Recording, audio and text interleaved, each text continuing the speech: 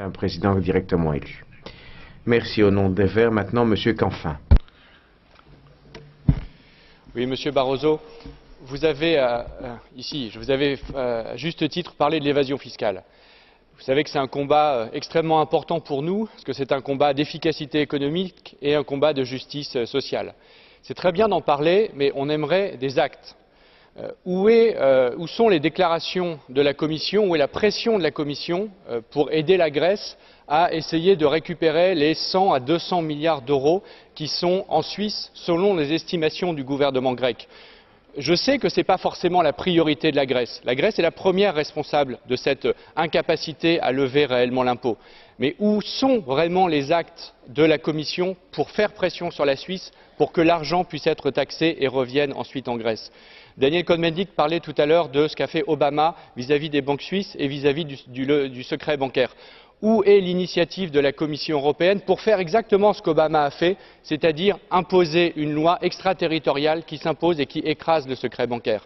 Où est l'initiative de la Commission pour avoir une liste européenne des paradis fiscaux?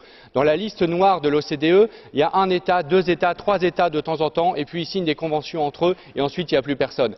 Du coup, le vrai combat, il est vide, puisque la liste noire est vide.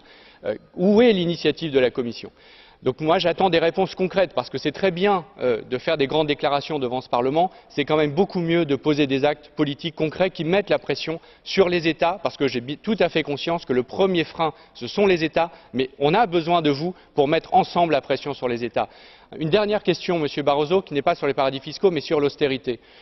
Lorsqu'on discute de manière informelle avec vos services et avec les services de la DG ECFIN, qu'est-ce que nous disent vos fonctionnaires? Ils nous disent, lorsqu'on met l'ensemble des politiques d'austérité, des exigences qui sont posées aujourd'hui par la Commission pour réduire les déficits budgétaires, lorsqu'on les met dans le même modèle économique, eh bien on est incapable de montrer qu'il y a vraiment un chemin qui permet de réduire les déficits, parce qu'on casse tellement la croissance, on diminue tellement les recettes fiscales, qu'ensuite on a plus de déficit que moins de déficit. C'est le cas par exemple en Espagne, et c'est le cas, le débat se pose aussi aux Pays-Bas et peut-être demain en France.